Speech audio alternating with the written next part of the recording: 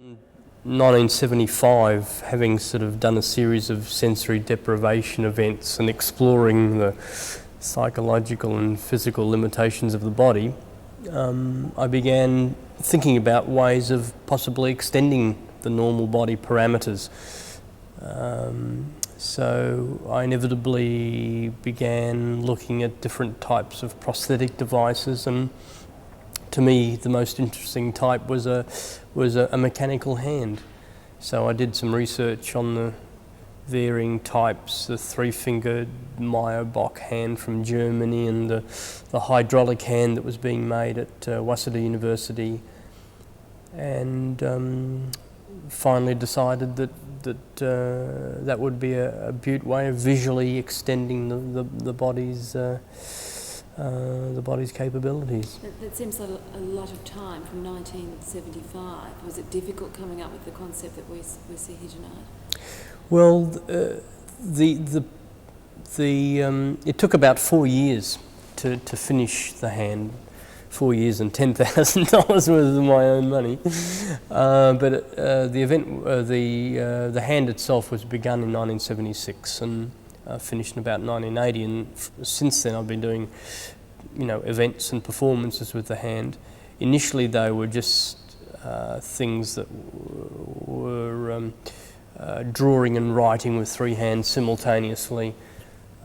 I did a series of performances amplifying the sounds of the three hands, the finger motions, the blood flow in the radial artery of the wrist, the pulse from the fingertip, the sounds of the mechanical motors of the third hand, and so on. But I then extended it to using the whole body. So this kind of performance involves amplifying anywhere from 4 to 9 channels of body signals and sounds, modulating the lighting with those signals, so the neon flickers and flares with the muscle contractions, for example, or pulsates on and off with the heartbeat sound.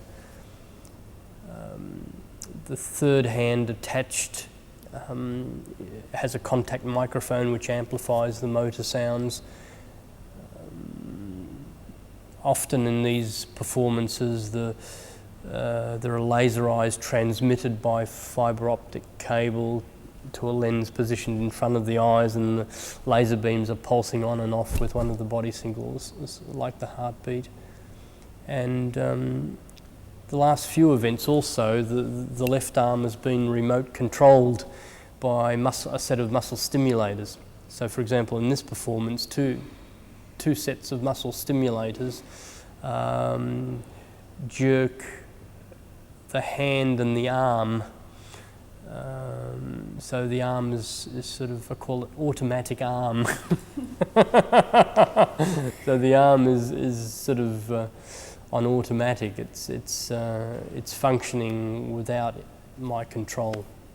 It's being controlled by the technology. So I kind of like the idea of the interplay between technology and the body, of hybrid human-machine systems, just that interreaction, symbiosis between mechanical components and body mechanisms. Now, just hang on a minute.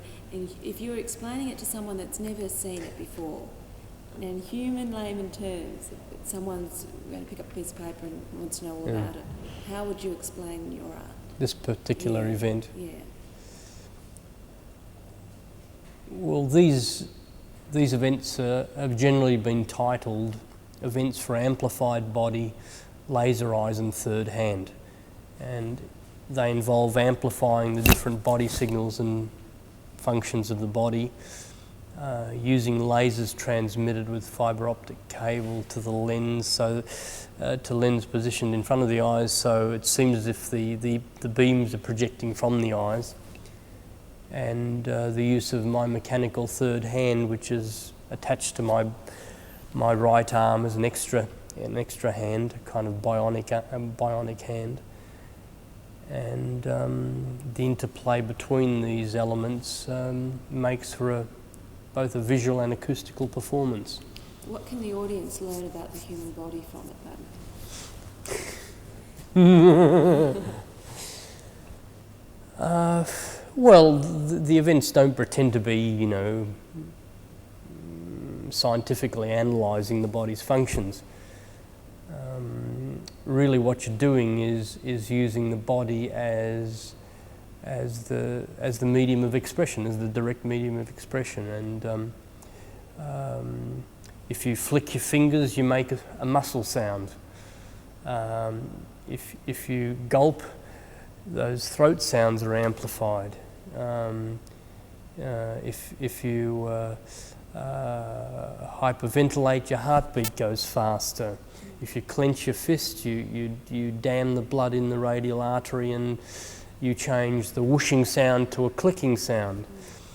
So really, it's using the body as a means of expression, amplifying the normal body signals, and then both physiologically controlling them and electronically modulating them to orchestrate a kind of musical experience. Well, what's that feeling like for you up there when you're performing? Well, it's an interesting situation because you're getting a constant feedback of your body processes, and that of course enables you to sort of control them to a certain degree. And it's really a kind of, the distinction between inner and outer is blurred. I mean, these internal functions are being amplified, so they're being externalized. So for me, the skin isn't a barrier between the inner and outer worlds. So the space just becomes a flux or a field of amplified body signals. Yeah, there's a sense of control and power, and you know, when you can generate some control over the sounds.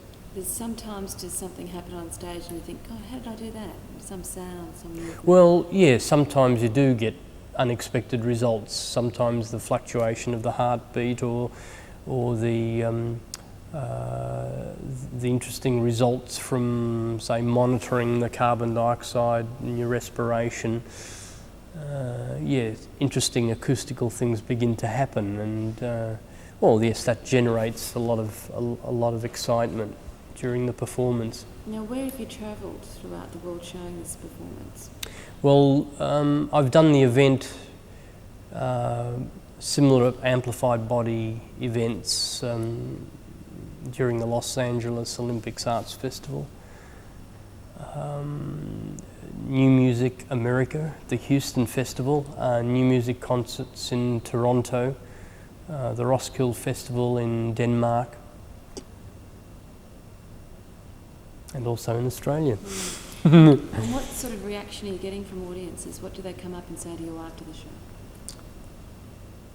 Well, the reactions vary, I think, from just kind of quasi-scientific interest in what's happening with the body mechanisms to being quite overwhelmed by the power of the acoustical performance, because I think the performance is equally acoustical. Although I'm a visual artist, I think recently the performances have been much more interesting to orchestrate the sounds. Yeah, just the different reactions you get from audiences in the different countries you've been to. Does the reaction change much from country to country? Well, the reaction's been pretty good. I think, whereas with the suspension events, the physical difficulty is the thing that always kind of attracted or intrigued people in sometimes even more morbid ways. With the amplified hand events, people are taken by the acoustical power of the performance, by the interesting modulation of the light by the body signals, by the fact that you can symbiotically control the mechanical hand, the third hand. So these sorts of elements, I think it's kind of an interesting, it attracts really a cross-section of interest between, the more people who are interested in the visual arts on the one hand, new music audiences, but then there's a sort of a general interest in robotics and the idea of human-machine systems. So together I think it brings together an interesting cross-section of people. Just watching you up there, you're obviously a perfectionist with every performance. Well, the idea of being perfectionist is tied in with being very flexible also, because with most of this equipment it involves very, very expensive medical technology and acoustical equipment. And what's generally been the case is that I get this equipment only 2 or 3 days before each performance. It's very, very difficult to put together in that short time. And, until you put it together, plug everything in, amplify all the signals, you don't really quite know what you're getting. And so it's very, very important to have flexibility. Of course, you have the initial idea, and you're interested in a particular way of structuring the performance, but then that flexibility has to be there all the time. But certainly, I'm concerned about not only the quality of the visual and acoustical presentation, but also the sort of aesthetic setting of it. Although I must say that the aesthetics are really a byproduct to the general concept of human-machine symbiosis. The sounds are an interesting combination of random and rhythmic, percussive and whooshing type sounds. There's an interesting sort of spectrum of sound that you can orchestrate, both with a certain amount of physiological control and by electronic manipulation. For example, the blood flow sound, which is a whooshing sound, the radial artery, this kind of sound.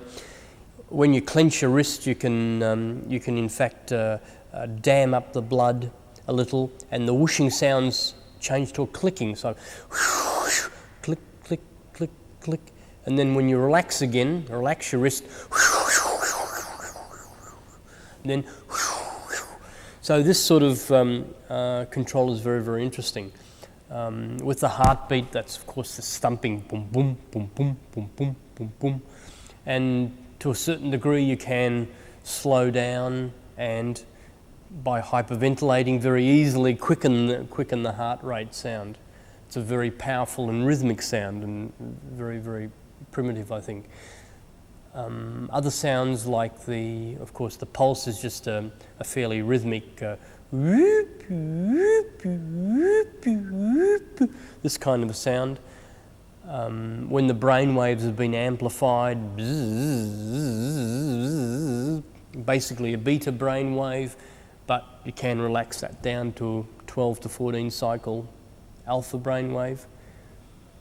The muscle sounds, well, they're just triggered kind of percussive type sounds, and you can literally play your muscles like you play drums. Without even an overt motion with your hand, you can just trigger the muscle cells firing. So you can very, very precisely control that cascade of muscle sounds. In this particular event, an interesting process being monitored is the carbon dioxide levels with respiration. And the way that this has been acoustically amplified, it's almost a screeching sound. And the more you maintain your breathing out, the higher and louder that screeching level sounds. So it's a very, very easy one to control, but by controlling your respiration, you can generate quite a fluctuation in the CO2 concentration. During some of this event, the left arm will be remote controlled by muscle stimulators, kind of automatic arm motions. Two muscle stimulators trigger the hand closing and the fingers wrapping around like that, and two electrodes on the biceps jerk the arm upwards. So it's a kind of jerking and closing action that you get, and this can be indefinitely repeated. And of course, you're not under control of your left arm. I like that idea of controlling my mechanical third hand by my muscle signals symbiotically with my body, right? But yet my left arm is not under my control. So I like that idea of interplaying with technology, sometimes controlling it, sometimes controlling you. Just go on with NASA approached you, if you can explain that. Oh, well, I gave, about 4 years ago, I gave a talk at Caltech, and which was organised by the Los Angeles Institute of Contemporary Art, and they thought that my interest in robotics and prosthetics would be an interesting lecture for Caltech, and two NASA engineers came to that Caltech talk, were very intrigued about the mechanical hand and some of the ideas that I talked about, and I was invited to the Jet Propulsion Lab, which was of course in Pasadena too, and spent the day there. I sort of demonstrated my hand and I was shown some of the labs, and when I mentioned that I was going to Houston, I was able to make arrangements to visit the Johnson Space Centre in Houston. And in fact, I also demonstrated and talked about my hand at the Johnson Space Centre. I was very surprised after I gave my talk that I was asked what I would like to see, and in fact, I got to toggle the switches and play with the 50-foot long shuttle arm. So it is basically a very simple mechanism, but even though it only has basically three jointed motions, the fact that it's 50 foot long is pretty amazing when those three joints are articulating simultaneously. Where do you go from here? How can you expand this performance? Well, the last 2 or 3 years I've been trying to get funding to make a whole body exoskeleton, a mechanical device to plug the whole body into. For example, this device would have 2 mechanical arms of primate proportions and with 3 modes of control. At the moment my mechanical hand only has 1 mode, a muscle signal control. Imagine 2 mechanical arms with 3 modes, a muscle control which is a live control, a pre-programmable computer control where you could program set sequences of actions that the arms could repeat indefinitely, and also a sound interface system where the mechanical arms would be reacting to the body sounds. So for example, the high frequency brainwave sounds may trigger the finger movements. Bzz, bzz, boom, boom, boom, boom, boom, boom, boom, boom, boom, boom. So these mechanical arms would be sort of dancing to the actual sounds of the body, and by sort of controlling the body sounds, you'll get the arms to react in different ways. So being able to slide between these 3 different types of control, I think would generate enormous sort of power in the performance, and a lot of interesting new capabilities and possibilities to play with. But still the problem with funding though, where are you hoping to get?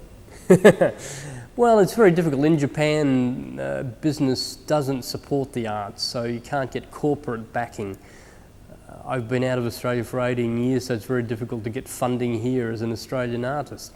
No, it's very difficult, but in fact I think it'll probably, I probably won't have a body, or I will certainly need this full body exoskeleton device by the time I do get funding. But no, I think it's such a seductive idea. I can't imagine sooner or later someone will come up and sponsor this particular idea. It's got to happen. Is it fair enough to say that you're probably better known overseas for your work than here in Australia? Well, certainly the last 5 or 6 years, the performances are much better known overseas, simply because it's been difficult to get funding and to get performances done here. You know, when you get $25,000 budget to go to Toronto to do, you know, 2 30-minute performances, on the other hand, you're offered a couple of $100 to do a performance at one of the national galleries. Well, there's a huge difference there. I mean, for Toronto, I could take 2 assistants from Japan, 2 technical assistants with me from Japan. I could take all my medical technology, the laser equipment, the neon installation, and that certainly makes for concentrating on the performance rather than running around trying to round up equipment. And in Australia in particular, I found that it's very difficult to get, for example, telemetry equipment. In this event, I'm hardwired. There's so much equipment and wires all over me that it actually makes it difficult to perform properly. Is it frustrating for you then not getting this sort of support? Well, it certainly is frustrating. Yeah. Yes. All right, we'll go back over just getting ready for performance to go with the shots we'll have of that. How long does it take you to get that third hand going? Well, to actually, you know, attach all the electrodes, test all the sensitivity levels, connect the hand electrodes, hook up the machines, you know, plug into the acoustical system. No, it's a couple of hours of preparation time, very easily, and it's really a sort of a step-by-step connecting, testing process. But even if you've tested each channel of sound, when you turn the whole system on, there could still be a problem, and often there is. So there is a step-by-step testing process which takes a couple of hours, and then you've of course got to play with the whole system to assure that everything's functioning in total. And is it taxing on you physically and mentally when you're actually performing? Is it tiring? Well, it is. It's pretty draining because it does involve, you know, this fairly intense period of trying to physiologically control what's going on and activating the mechanical hand which is attached to your body. I think the most tiresome thing is, you know, being plugged in though, and there's a hum or a noise in the system, or something isn't functioning, and you've got to stand around waiting for everything. And since you're all hardwired, you can't go anywhere. So from that point of view, it's difficult. But you know, generally, it's good. Yeah, just how the first suspension, the history. Well, the suspensions actually began with ropes and harnesses. It was not until about 1976 that I did the first suspension with insertions into the skin, and the first 4 suspensions involved rotating the body in space, suspending the body in different positions, horizontal, face down, upside down, and so on. Later, my interest turned towards more structural situations with the suspensions. In other words, things like counterbalancing the body's weight with a ring of rocks, or suspending the body within a tensegrity icosahedron where all the poles and the body were held together by the tension of the cords. The outdoor suspensions involved events on an outcrop of rocks by the seaside, suspended from a tree in Canberra, between 2 buildings over a street in New York, and the 60-metre high suspension in Copenhagen. How do you psych yourself up before one of those performances? Well, there's no special technique or psyching up process or meditation or anything like that that's involved. Usually, you're just so busy preparing for the performance. You're busy setting up, drilling holes, binding poles of wood together, checking cables, things like that. You're so busy, and then all of a sudden there comes the point in time when the insertions have to be done, and you just allow it to happen, and you do it. I think the important thing is that having mentally convinced yourself that you can do this, or that you want to do it, then you allow it to happen. You relax and allow it to happen. It must be a great deal of concentration during the performance, though.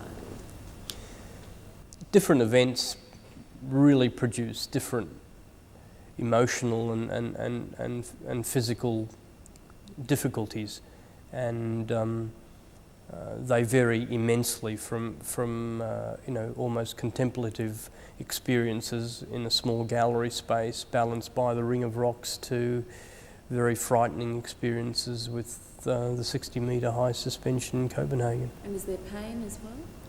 Oh, the pain's always there, but there's not an obsession on the pain. There's not even an obsession on the physical difficulty. The pain is a kind of byproduct of the whole situation. And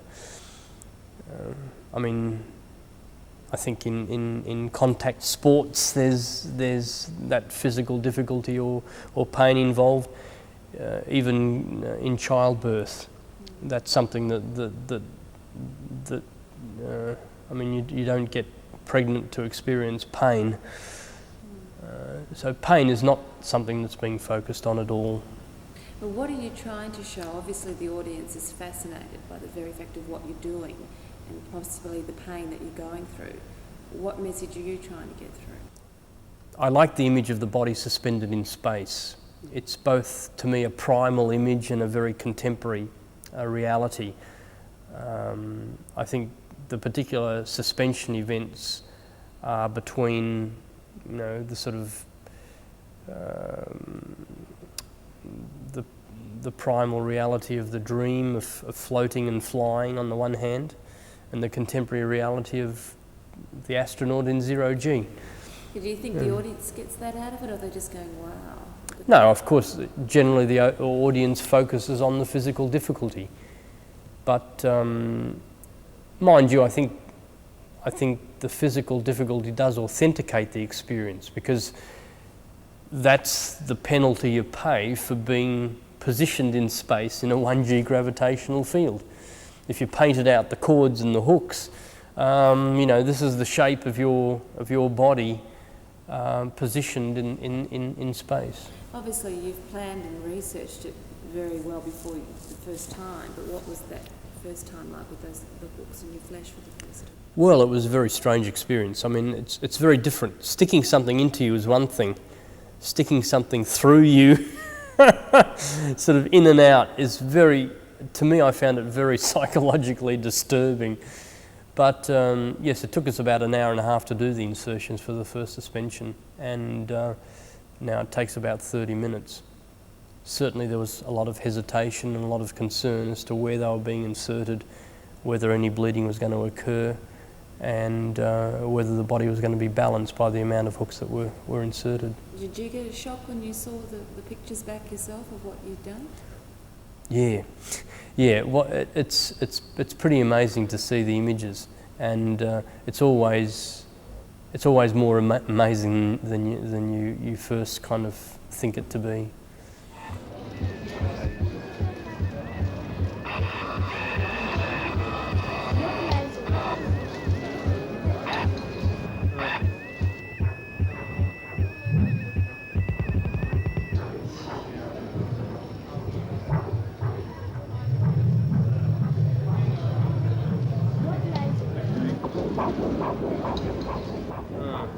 It's interesting. Where is that getting forward? Okay, can you bring that? Yeah, right. Well, I think that'll need to be taped here.